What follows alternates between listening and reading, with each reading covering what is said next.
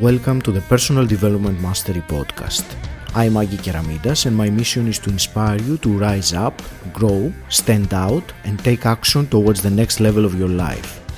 I interview leaders, influencers, entrepreneurs, authors, exceptional people who can and will inspire you to improve your life. Tune in for 2 episodes each week and make sure you subscribe to the podcast to get the episodes as soon as they are released. In today's show, I'm delighted to speak with Chris Thrall. Chris, you are a former Royal Marines Commando, author, YouTuber, adventurer, public speaker, and mentor. A few years ago, to raise awareness for veterans' suicide, you ran the length of Britain in 36 consecutive non-stop ultramarathons. You have expeditioned, you are the author of the State of Mind book, which with an awesome cover. So you say that you've ticked off everything in your bucket list and that you've achieved all your goals. I actually had the pleasure to speak with you on my previous podcast last year, and I was itching to have another conversation with you. So Chris, welcome to the show. I think the listener is in for a treat. Wow. It's my pleasure to be invited back, Aggie. Awesome. I don't usually get invited back to places. I remember when we spoke, it was back in July 2019. There were some questions that I had found as a result of your answers. So I was writing down more questions, and we had said at that time, let's do a part 2 at some point. So I think now the time has come. Let me ask, I want to start a little bit. So since that time, July 2019 up to now, it's been obviously a very interesting year. So during this, since our last meeting, have you had any major aha moments, any key defining moments, something that really stands out for you? Oh, wow. Gosh, I'm trying to lead with a positive. I'm trying to avoid the quagmire of what we've been through this last year and what we're continuing to go through, and the almost gut-wrenching sadness that this causes to enlightened individuals. By enlightened individuals, I mean people who don't watch the bloody mainstream media. Yeah. Who understand, how this world works, and that or to a degree as we're ever going to. And it has been so challenging, which I think is okay. Yeah, I mean, we can all have challenges. We all grow through challenge, but I think when you're a parent, you wonder where this world is going. Especially when you've read literature like 1984 and Brave New World and Wild Swans and this kind of thing. And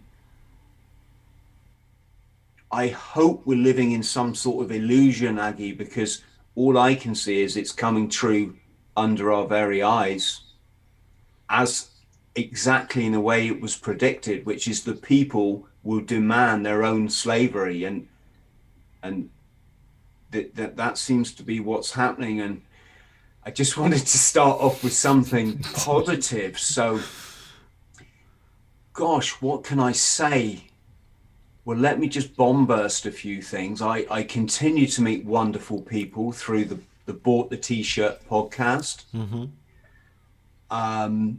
I get wonderful emails from people and messages through my Patreon from people I completely don't expect to say that I've touched their lives in some way. And this isn't an ego thing, or at least it shouldn't be, not with what you and I know about ego now, but it's good for me because I don't accept compliments very well, Aggie. You know, I don't, to me, I just be me. That's all I ever do, right? I'll do one thing that some people might think is quite extreme and demand. And once I've done it, the next day I'm, you know, pick myself up, have a cup of tea, and I'm thinking, right, what do I do now? Yeah. Yeah. I don't ever stop and go, Chris, really well done, mate, on that, you know. I had to send myself a postcard from Antarctica, right? So I'm in Antarctica. It's the 7th continent I traveled, so the final one. Yeah. It's the culmination of coming back from the depths of drug addiction to achieving, as you very kindly said, all of my goals and dreams in the world. And this trip to Antarctica, I went on a diving expedition to the Antarctic Polar Circle. And while I was there, our expedition ship pulled into a Ukrainian research station. Okay. And it's the only, they have the honor of having the only post office on Antarctica. All right. Okay? And you literally, they open it up when your ship docks there, and you go in, you speak to this, you know, I was going to say drunken Ukrainian guy, but I'll get myself in trouble there. But anyone who's traveled that part of the world knows what I'm talking about. So you speak to this guy and you buy a postcard and he stamps it for you and puts it in the post bag. Right. There's a warning. This probably won't arrive for about a year. Right? But anyway, my postcard is up there. Let me just grab it for the... Yeah, sure.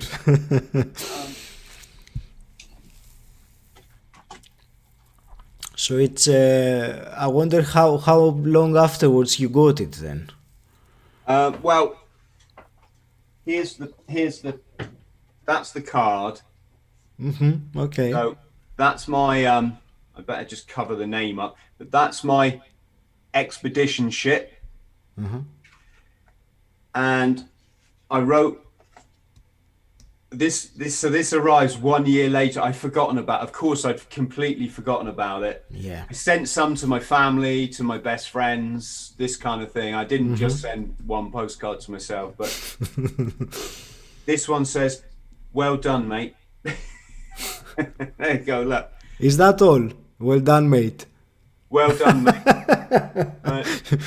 And it was, you know, sometimes we have to remind ourselves of our achievements, don't we? And that's okay. And my point was, when I get nice emails from people, yeah, I have to stop and remind myself that the stuff that I say, which I just think is, it's just stuff, it's my life, right? It can really help people that are struggling. And overwhelmingly, it's service men and women, mostly men, that really resonate with what I say. And yeah, we're in a suicide epidemic now in our veterans community. Everything seems to be catching up with everybody, and not in a nice way. And to be able to be a bit of a positive light is, yeah, let's call that the highlight of the last year. Yeah, that's what you just said. It's so important to have a positive life, a light, or a voice of positivity in this case, in a podcast.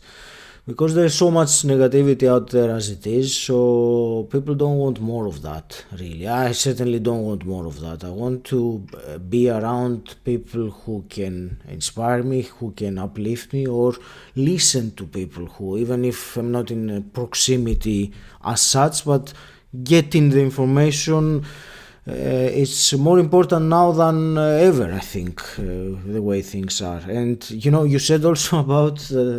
you don't congratulate yourself enough, and I think it's something that many of us suffer from, and if it is something that I have really made a big effort lately to implement as a daily practice, really, to remind myself of how good I am, not in a egotistical way. I mean, to be proud, what you were saying, of what I'm doing. Even though I'm doing it, I would love to contribute to the listener so they can get something out of, something positive out of every conversation.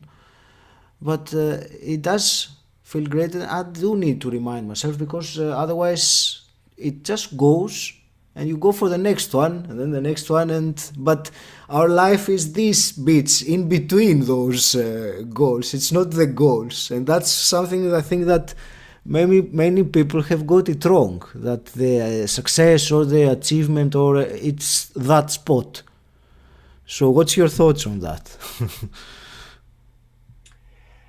Well, there was something else I wanted to say is, I think with this kind of, let's call it life coaching environment, which I'm not really the biggest fan of a lot of stuff that's kind of goes on. This is not a criticism, it's more just an observation. I mean, I see there's life coaches. To some people, life coaching is how much money can they get in the bank, right? And to someone like myself, it's, oh my God, you're going to end up so unhappy. You're going to wonder, oh, maybe not, maybe I'm being judgmental, but there's some fundamental universal laws that I think we need to obey if we want to find that enlightenment. And the accumulation of wealth, I don't think that comes into it, right? But the other thing I was going to say is, you don't often hear life God, excuse me. You don't often hear life coaches talk about themselves and their challenges. And the point I was going to make there is, like, I realize my development all the time. And on the same note, I realize my kind of failings, or my shortcomings, I should say. It's all it all just seems very real. Am I making sense? I'm trying to see what the point you're trying to make is there. Yeah, no, I just say it's easy to highlight something great that went well this year, right? That's a relatively easy thing to do. But it's the stuff behind the curtain that is also very important. I've learned a lot about myself. I've learned a lot about relationships. I've learned that I'm not really sure about a lot of stuff, Aggie, you know? I'm comfortable with that, because I think it's just the way life is always going to be as a human being, right? You know, we've got this thing called a brain and relationships, and it makes things a little bit more complicated than, say, being a cow chewing grass in a field. You know, we got too many options, and yeah, sorry if that didn't really answer your question. That's okay. I got you mentioned something with the having the money as your incentive, as your outcome, and working backwards from that is probably not going to sustainably lead you anywhere nice. So the money will come as a result of what you do. It shouldn't be the focus, because if my focus is to make money, I'm going to do things differently, not in a better way necessarily. There was something, Chris, that it's different, but it was one of the main things that I wanted to discuss with you today, because as a result of the previous podcast, it kind of left me hanging, and I want to to discuss this, because I think it's very useful is an understatement. I think it is one of the most essential things in the world, and that's the state of mind, actually, which is the title of your book as well. And I will ask the question the way I have imagined the question, but please feel free, if you think that it's a different direction, go to a different direction. My question was, when you run those 36 days in a row, doing an ultra marathon a day, 1,000 miles in total, you say with no training, so there must be something in here in the mindset that is different or was different in you than most people out there, because otherwise many people would be able to do that. So I would really like to go a little bit deeper down into this topic about this kind of mindset, which it's something that I really wanted to explore with you today, if you're happy to do so, that is. Absolutely. It's just how to sum it up, Aggie, I'm not really, as your audience can probably tell, I'm not one for sound bites, because life for me just doesn't work like that. And it's, I can come out with the odd cliche, of course I can. So I'm just going to tell you how I am, right? And hopefully that can explain why I live my life the way I do. Sure. So growing up, I don't want to talk about my childhood, but as probably everybody in the world is aware who's ever listened to one of my podcasts, it was pretty dark at times, right? Mm-hmm. Off the back of that, I had a certain character, and it's a very bizarre character. I'm an introvert, but I'm extrovert. I'm very outgoing, but I'm also quite shy. I don't know, I'm guessing a lot of people listening will relate to this, right? Mm-hmm. I don't think there is just one single way of being and it's easy to sum up, but I think we're different in different situations. But here's the thing. For example, I've always been fiercely loyal. When all the rats jump from a sinking ship, I'll stay on the ship. It's just who I am. Unless that ship is utterly filthy, stinking and, beyond salvageable. You're my friend, I'm not going to ditch you just because everybody else does. I've always had that type of character. Mm-hmm. As such, it's difficult to say. I think being in the military, so being in the Royal Marines, Aggie, it helped me come of age a bit. Yeah. I didn't feel particularly massively confident going in there, but there was no way as hell I was going to quit. Never going to happen, right? You can throw me out, I might break my leg, that's okay. But I never considered quitting, never considered going home, right? But I don't even know if that's a factor in my psyche, because I always, even in the military, had my own mind. And I could be in a room of people and 15 people would think this or believe this or act like this, and I'd say, no, I'm not doing it, sorry. And I think I kind of got away with that because people, I think they respected there was something about me that they didn't want to kind of like fuck with, It wasn't always the case, but, and just to give you an example, you got these virtually free flights in the military. They were called indulgence flights. Mm-hmm.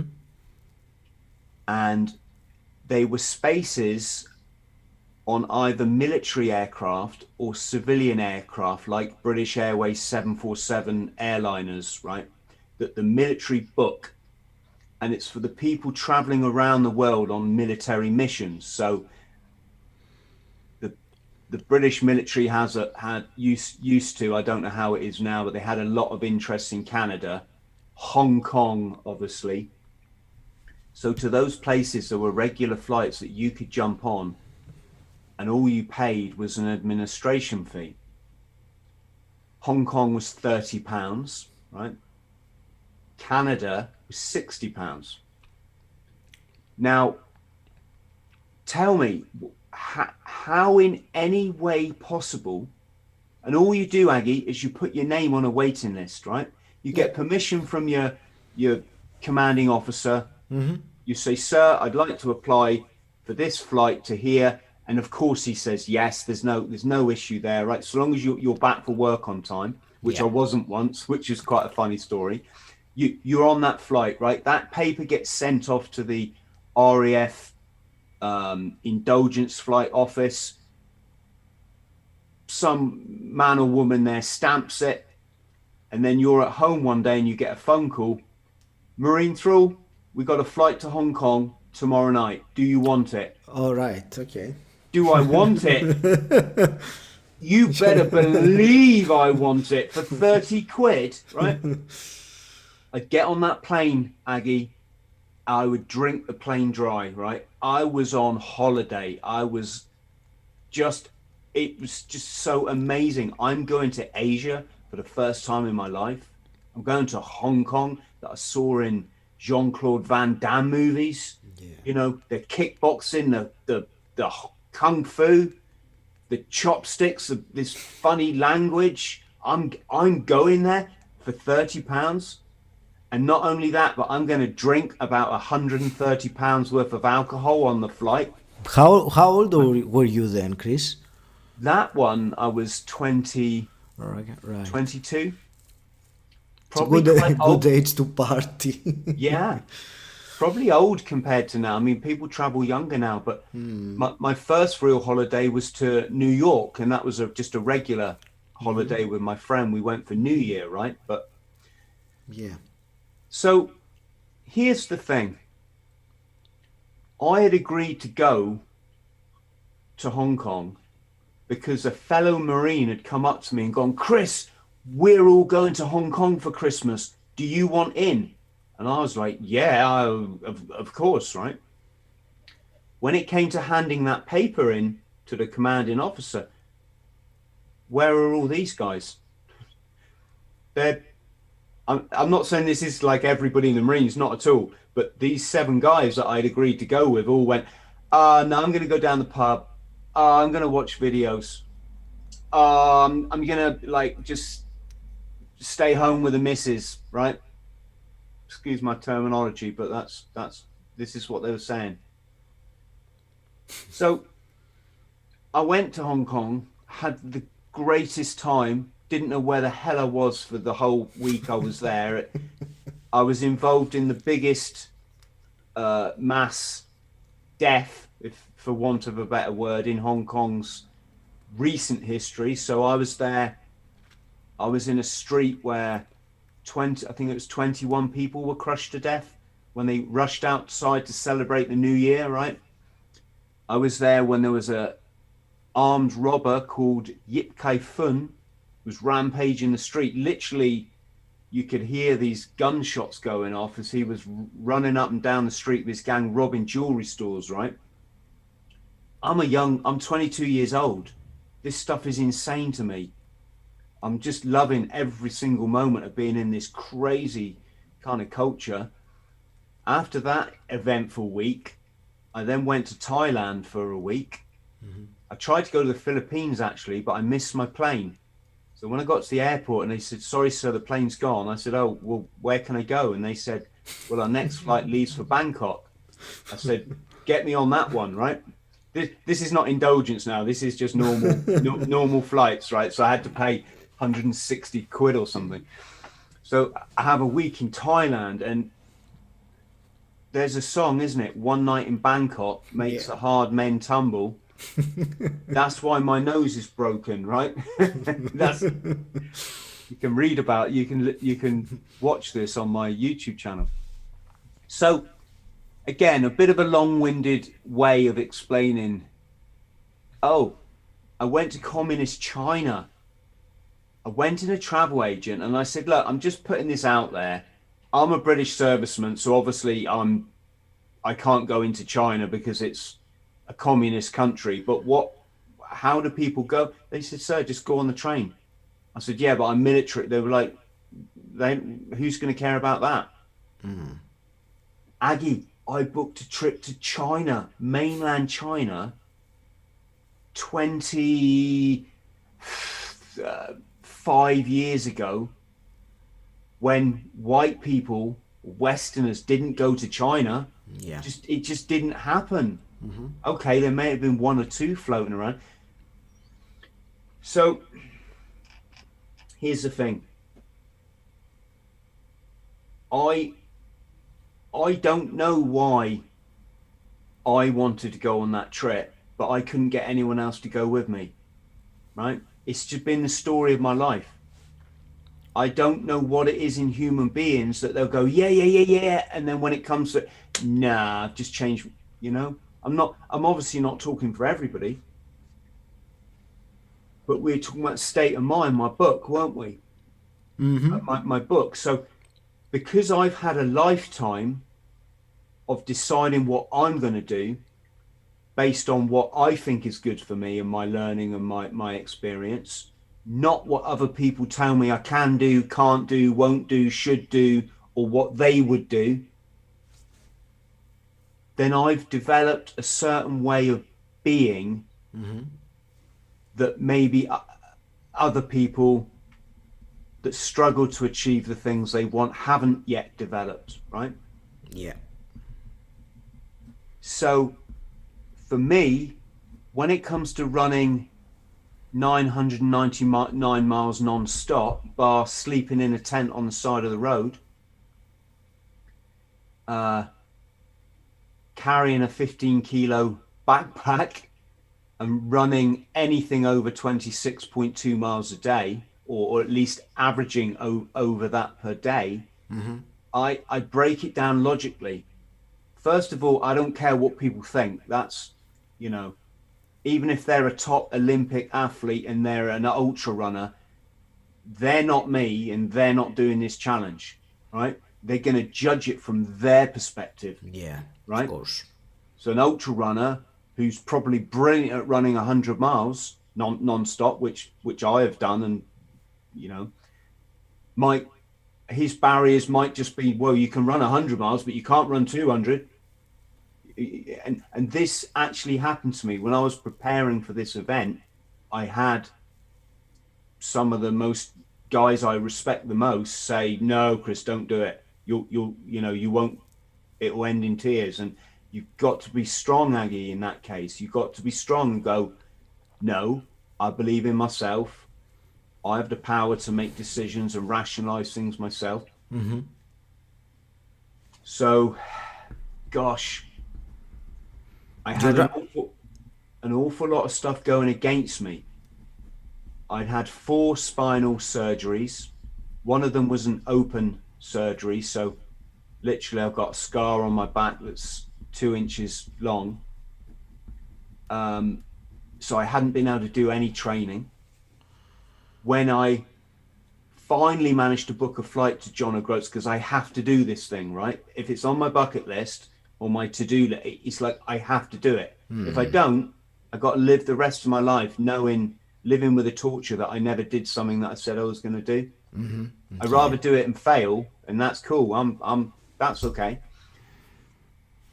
So couldn't do any training. So I booked my flight and I gave myself a 3-month window to do some training, right? And I rationalized that in a 24-hour race once, I ran 76 miles. And in that race, I slept for about 5 hours. And I still managed. So I was running for 19 hours and I managed 76 miles. So I figure if I run the length of the country, I can at least do 26 miles a day. right? If I can run 76 miles in 24 hours, I can run 26 in a day. Okay, I'm carrying a heavy backpack, so that's going to bring, you know, I won't be able to run 76 miles every day, but maybe I'll be able to run around 30. You do a bit of research and you find out that other people have done this before. Well, there was one guy that had done it before me, so it's possible, right? You use your psychology that is better to fail than not try at all, right? Yeah. You remind yourself that the people you care about in your life and that care about you will just be proud of you for trying. That's all they want, right? And if there's naysayers and people waiting on the sidelines for you to fail, and that's understandable, you know, a lot of people live in their ego, and we're all guilty of that. You know, I find myself in that place at times in my life, you know, when I see other people succeeding and I feel that I'm, you know, getting left behind. I get it, right? But you got to remember that their possible reaction to you passing or failing something shouldn't really have a bearing on whether you try and do it. Okay. It's what you just said, better to fail than not to try at all, is I think it is one very small, very short sentence that if people would take that on board and actually practice it, do what it says, it's better to fail than not to try, because you know that the majority are they see it completely opposite, that they are afraid to try because they might fail. So it's a great distinction, I would say, from what you just said, that I would love to, if I speak for myself, I wish I had now I truly embrace what you said. But if I went back like 10-20 years ago, there was nothing like that. I was terrified of not failing, so I wouldn't even try unless I felt that I was ready. And that really was a waste of precious time that I could have done much more than I actually did, because of this way of thinking that, well, I can do it another time when I'm more ready, and these things. Yeah. I was on a campsite in Australia. I think I was somewhere near Cairns, might have been Airlie Beach, and I met a very nice guy, and he pitched his tent next to mine on this camp spot, and we got chatting as you do when you're traveling, and we went out for some food and some beers that evening. And at one point in the evening, he just broke down crying. And what it was, he's listening to me telling these stories of my life, you know, because to me, it's my life. So what do you talk about when you meet someone? You talk about what you know, don't you? And so I know a bit about Hong Kong, a bit about China, a bit about being in the military, a bit about running failed businesses. Drugs is something I probably know more than I need to. All this kind of stuff, right? Oh, and I'd just come back from working. I'd worked in Mozambique teaching street children, which was just an indescribable experience to live on the what's the ocean down there? It's the Indian Ocean, isn't it? To live on the beach on the Indian Ocean and just teach kids for 6 months was just unreal. Then I was asked to drive volunteer journalists from Norway to India and back, so right through the deserts of the Middle East. And this guy's listening to these stories, and he's just suddenly breaks down crying. I have that effect on people. and I'm like, dude, what's wrong? He's like, Chris, it's taken me until 40 years old to realize that working in a 9 to 5 in a job wasn't going to make me happy. I bought that stuff hook, line and sinker. I thought if I, become a supervisor, then I'll be happy. And when I was a supervisor, I thought, right, let's, a manager, I'll get more money, bigger car, can get a bigger hat. That will, and this is what we need to be careful of, isn't it? We need a happy balance between lifestyle and experiences. Absolutely. We need to understand how our minds work,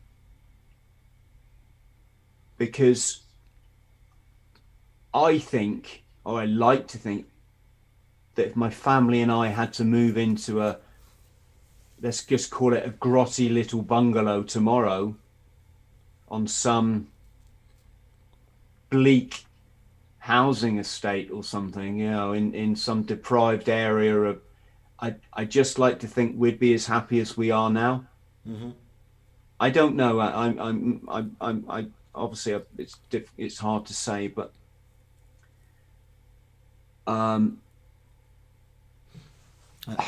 I think I get the point of what you're saying, that you have to detach your sense of well-being or happiness or fulfillment from material things, if I can put it like that. I mean, it's many people still strive for them because they believe the happiness is a result of an achievement, whether it is material or otherwise. But goes back to what we were saying earlier, that life is what's happening every day while you are trying to achieve that thing. There's nothing wrong with a bigger car, but if you think that a bigger car is going to make you happy, then there's everything wrong about that. I mean, it's what you were saying about balance, and I believe balance was, we talked about, I remember talking about balance last time when we had the conversation. Can I ask you, I just want one more thing to ask about that way of thinking while you were running, and I will wrap up with that topic. You said that you never considered quitting. You never considered going back home. My question is, when you say you never considered it, does it mean that the thought never occurred inside your mind, or that there was thoughts popping up and you would put them aside and just focus your conscious attention on your task? Does that make sense, the question? Do you understand what I'm trying to say? Absolutely. Yeah. I've just had a good friend of mine, also a former Marine, who's did what I did. He's just run the length of the country. Fortunately, I was able to give him the benefit of my wisdom, so he didn't have to make the mistakes I did, right? Yeah. But he had can we call it a wobble? Like he had a day he was wobbling. He was like, oh my God, what the hell am I doing? Can I do, As you're asking me, that kind of thought just didn't,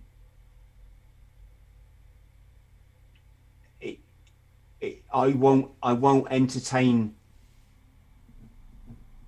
I like to think, Aggie, I wouldn't entertain that kind of thinking, because even when I was in agony, when I'd fractured my right leg, that basically had what we call in the Marines a shin splint, which is a stress fracture in my right leg, and I was in absolute agony. I was reduced to limping.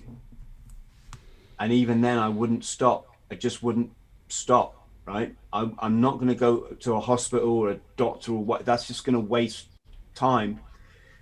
But to answer your question, even at that moment, in my worst moment, all I'm thinking is, how can I keep going? What can I do to keep going? And in case your audience is wondering what I did, I bought a bottle of rum and I washed a couple of painkillers down with it. And I don't suggest anybody does that. It's very dangerous. You can stop breathing, but this is my life and I live my life my way, as I've already said. And that dulled the pain enough for me to continue. So no, there was never, ever a point where I considered stopping. I considered, I'm going to use the word failure, but it's not the right, there's no such thing as failure, there's just experiences. But I did consider the experience if I had to stop. But it was only oh my God, I bloody really don't want to. I can't let that happen. Oh, if I do that, I've got to run this whole thing again. I've got to pay all this money again for the equipment and the flight. I've got to take time off my writing.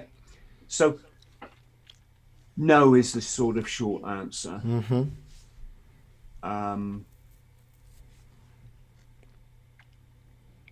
Yeah, no. I get it.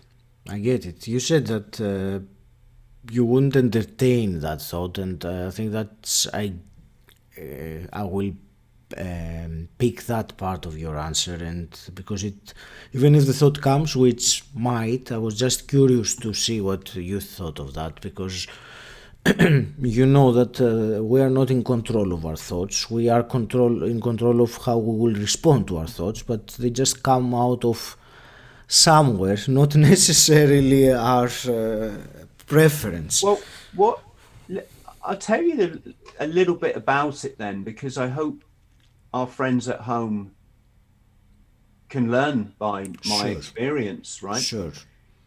So because you know, Chris, it's also about, this thing is about overcoming adversity in any way, because you have to pull through it and go through that mental suffering, because I think the mental suffering is even worse than the physical suffering, isn't it? Yes. Oh, absolutely.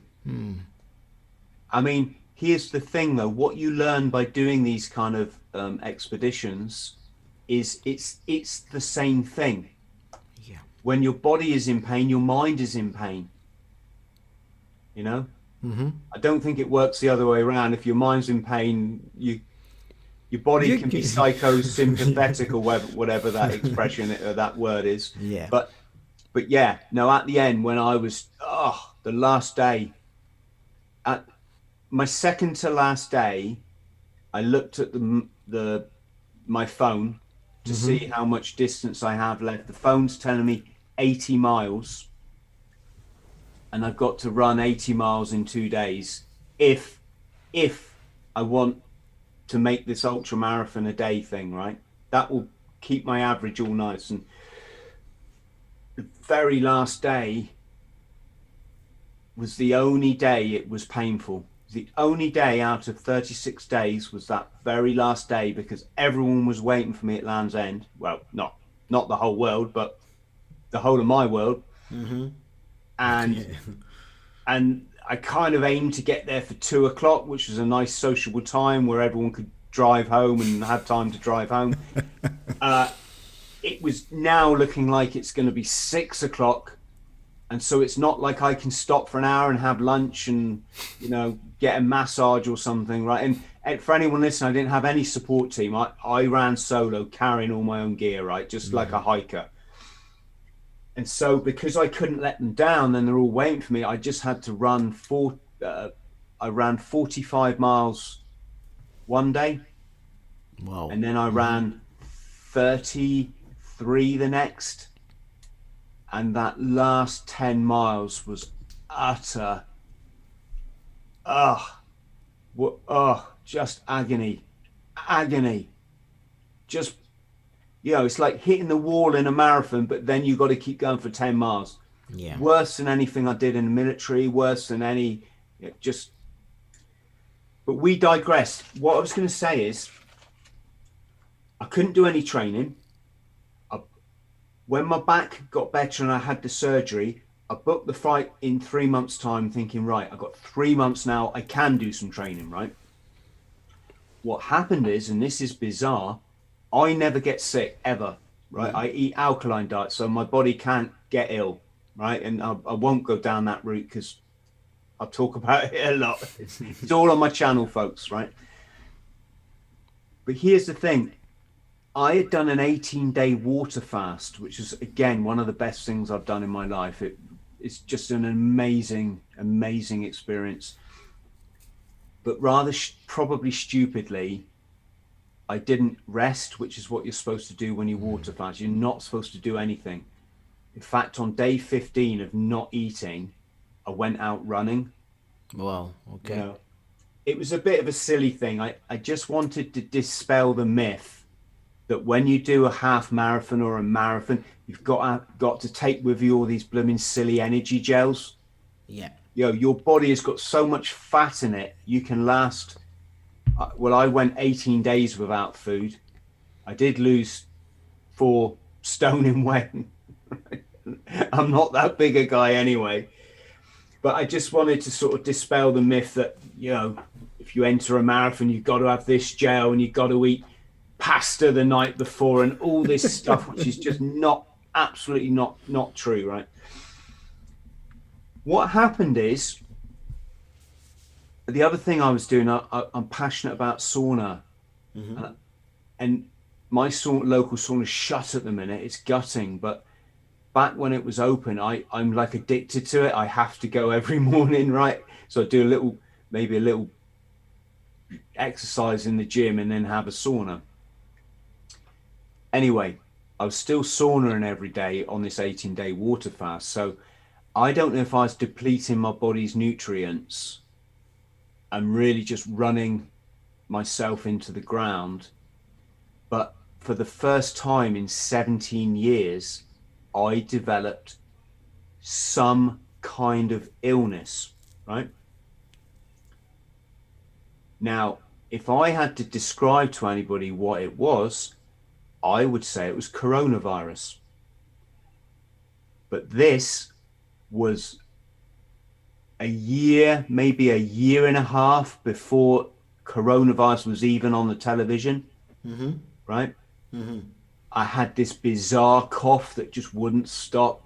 It was like in the top part of my lungs. My son got it the same time I did, right? So first thing we did was fast, right? Fast again, because anyone will know as a mammal, you know, anyone who studied fasting will know that mammals, the first thing they do when they get sick is they stop eating. They actually stop drinking for 48 hours. Like a dog will take itself away, lie down, stop drinking, stop eating, start drinking after I think it's about 48 hours, and basically let the body relax and rest, and it heals itself in that time of rest. Shoving food down your throat is just, you know, it's putting a stress on a body that's already stressed out. Yeah. So we fasted and it didn't work. Just absolutely didn't work. So I went to the doctor and I got tested for, I suppose, what you say, viruses, right? I didn't know what I know now about virus. I have got a very different understanding of what a virus is now to probably the mainstream, or let's say people that haven't looked into germ theory. But back then I didn't really know as much as I do now. I went to the doctor, I got tested, all came back negative. So something had happened to my body that gave me all those coronavirus symptoms, but it wasn't a virus. And it all gets a bit confusing, Aggie. I'm trying to understand where you're getting with this. Well, what I'm getting, to get back to your original story, what I'm getting at is this precious 3 months that I put aside to do some training. Yeah. I'm now struck down with this mystery illness, and everything I learned through fitness over the years told me when you're sick, you don't train. Your body needs to rest. Okay. I don't know how true that is, but let's just say I thought maybe there's some credence in it. So the 3 months that I'm supposed to rest up, I've got this thing that people would now call coronavirus, right? And I don't think I'm contagious or anything. I'm just pointing it out for people listening, right? I just don't believe in all that. But it got to the point where my flight is 5 days away. My flight to John O'Groats, to the north of Scotland. Yeah. I called a guy that I very much respect, a regimental sergeant major in the Marines, and I said, look, I'm just going to go for it. I've got too much invested. I've waited now to do this 2 years, being disabled, or 2.5 years. I've already bought 2 flights. This is the second one. I'm going to go for it. No training, no nothing. And I've got this, this weird virus symptoms. And that was it. The day before my flight, I'm going to admit, I suddenly had a case of anxiety, and I sat there, I'm trying to get my gear packed, and I'm thinking, I'm just about to run basically 1,000 miles, ultra marathon a day. It's going to be about, between a month and 2 months running solidly. Got a 15 kilogram backpack, which I can't get any lighter, right? It's insane. It's just not what most people would plan to do for a trip. I'm overcoming major spinal surgery, and the surgeon said I shouldn't even lift up my son for 18 months after my surgery, right? And here I am with a 15 kilogram backpack. I've got this weird virus, and to top, plus I've got a clicking ankle, strained ligaments in both knees, and on top of that, I haven't even done any training whatsoever. And if on top of that again, I haven't walked further than the car for 2.5 years. Think about that. I'm a couch potato. The only reason I'm not potato shaped is I've done this water fast, right? So I'm there, and my partner looks at me and she says, "Are you all right?" And I said, "No, hon, I'm not." I said, "What am I doing?" Right? You've got to remember, I've already got 1,000 people on social media who are there to either clap me on or hope that I fail, right?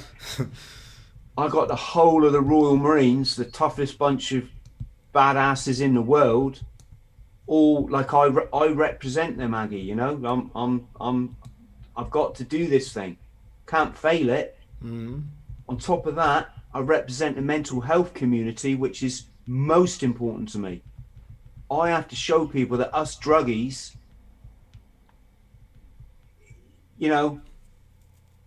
we can get out there and smash it with the best of them, right? It's important to me. Okay, I'm talking about addiction here, but you get what I'm saying. Yeah.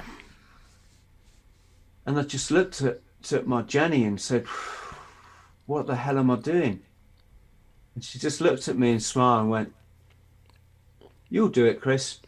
You always do." Right?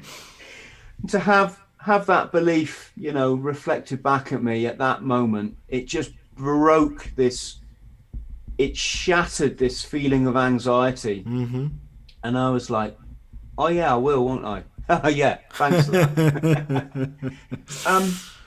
And that's it. But that can just show you how the illusion of failure, or the illusion of all these problems that might go wrong, but in reality very rarely do, or probably won't. And even when they do, you can, put your health and safety in place and do. I mean, basically, as long as you've got a mobile phone these days, you've usually got your bank card tucked into it. You can't really go wrong, can you? You've got a computer in your hand. As far as I was concerned with a run, well, I'm just going to run on the roads. It's not like I'm going to be navigating the wilderness. Yeah. So what's the worst thing can happen? Well, I have to flag down a car and say, "Excuse me, nice person. Could you take me to a hospital? Could you take me to a hotel? Or would you be kind enough to drive me all the way to Land's End? Right. So, yeah. Yes, there you go. That was just something I wanted to tell people, is that, you know, I did have a moment there. Mm-hmm. And isn't it a great thing to have a partner that believes in you and that bigs you up instead of dragging you down, and reminds you that no, you're more than you're more than you think you're capable of at times. Yeah. Just another component, Aggie, isn't it, into this rich tapestry of why do some people get things done and why do others?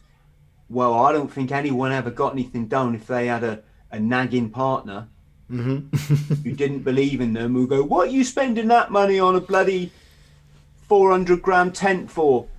Why are you buying that lightweight sleeping? But I mean, I can't see it happening, right?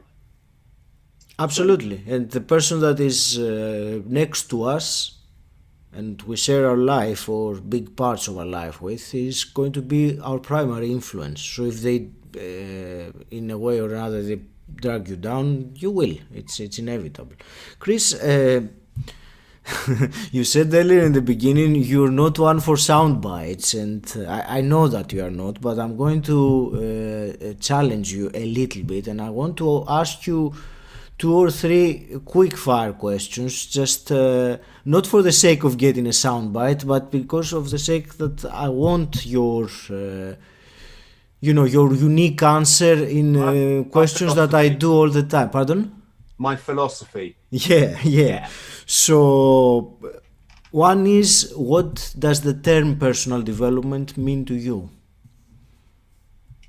It just means get out there and smash it. You know, you get one life. How many lives do you think you get? You don't. You just get one, unfortunately. Okay, if various religions might tell me I'm wrong, and that's absolutely fine. All I know is, in this form that people call Chris Thrall, this set of carbon molecules that will just go back and be a part of this beautiful universe when I'm gone, right? And I'm cool with that. Like, in this form of life experiencing itself, which is what I believe are, we all are, I get one go at it. Yeah. And in this go, I'm going to do everything that I want to do. And it will mean challenging myself, because some things are scary, and some things require money, and some things require effort. Some things require developing your mind so you can step apart from the herd and say, no, sorry, I'm going to do this, right? Yeah. That's kind of personal development to me. And tell me also, if you could, based on the experience, everything that you've lived in your life up to now, if you could give only one piece of advice to your 18-year-old self, if you could theoretically do that, which one would you choose to say?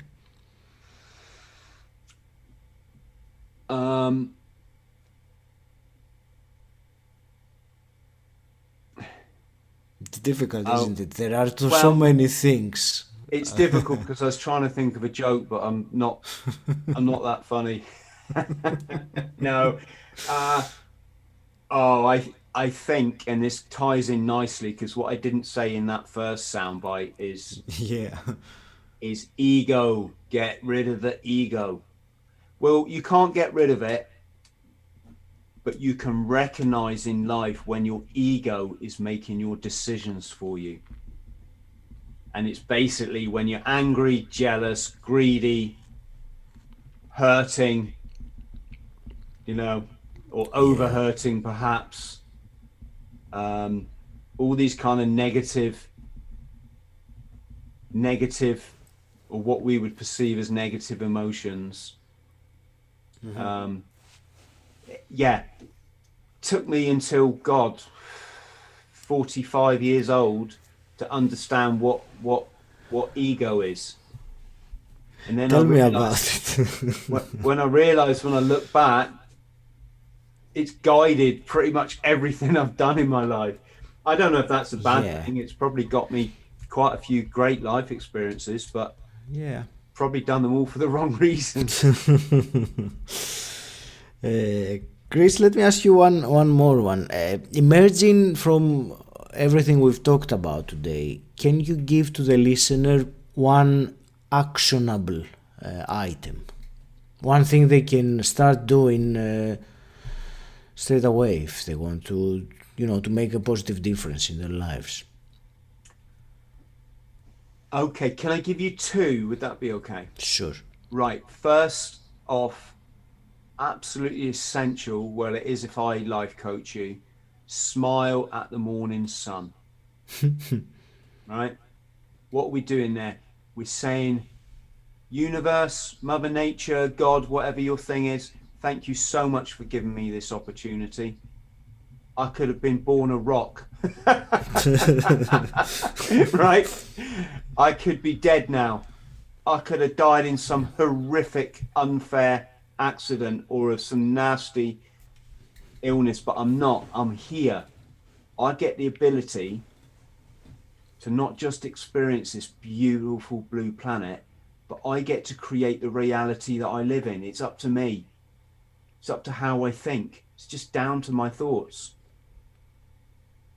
And without getting too deep that way, so the way I do this is I get out of bed and I smile at the morning sun and I remind myself, even if I'm feeling down or bad for whatever, that I'm still lucky to be here. And if I had the chance in the womb of like, do you want to be born or do you want to be aborted? Can I be born, please? Seriously, I want to be born. I want to check this out. It's a bit like a free LSD trip, isn't it? It's a bit, life is mental, right? And of course you can further that by saying upset, it's only temporary, folks. Even we can have the most horrendous things done to us or experience. It's still only temporary. You will look back and things will be better, right? Mm-hmm. So smile at the morning sun. Second thing is take action. That's it. Very simple way to take action if you're a bit directionless is walk around the block. Or if you want to be adventurous, jog around the block. Or if you want to be Tarzan, run around the block, right? It's all I do 5 times a week. I jog less than a mile around the block, gets air in your lungs.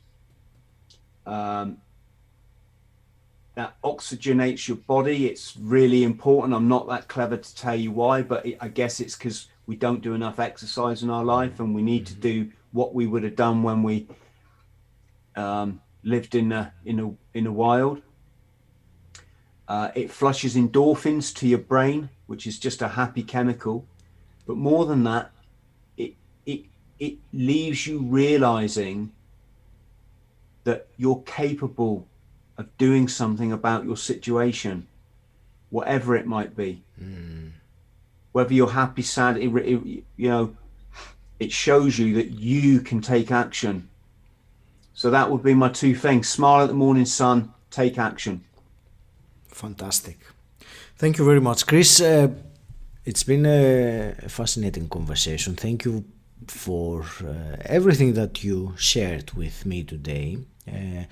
I want to wish you all the very best with everything that you're doing. Actually, I wanted to ask you, how can people connect with you and find out more about you? That was my last question, really. Okay, shall I give them my address? Anything you want to share. Up to you.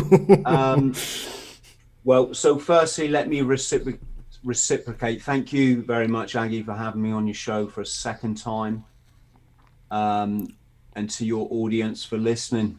It's an honor, really. I hope people can get something from what I've said. Even though I think I've said quite a lot.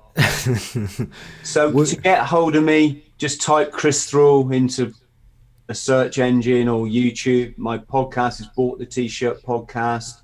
You can listen to it on all the platforms, including YouTube. I host a Patreon web page. And through that, I do life coaching for £10 a month. So I do one session a month for people, first via a YouTube video, and then we have an hour chat via Zoom afterwards when we can just kind of needle things out, all confidential, obviously. And so, yeah, so I have a Patreon platform. I'm saying this, Aggie, because I get asked a lot now, Chris, can you coach me? And I haven't got time. So I just do it. That's the way I do it. If you want, if you like what I'm saying, if you think it helps you, I will give you all my time for that hour, but we just do it in a group rather than I try and do individually, because I don't have time for that now. Yeah, and that's it. All the, Facebook, Chris Thrall, Instagram, Chris.Thrall, Twitter, Chris Thrall. Fantastic. Chris, thank you very much. Really appreciate your time and sharing your vast experience and knowledge. So all the very best. Any parting words? Hasta la vista, baby. Thank you for listening.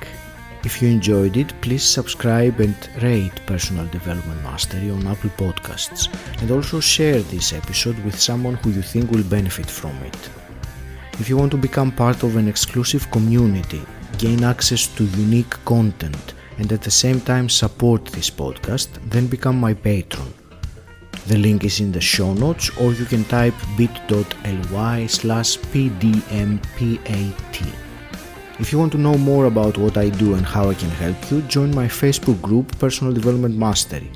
Again, the link is in the show notes, or you can simply type bit.ly/pdmgroup. And until next time, stand out, don't fit in.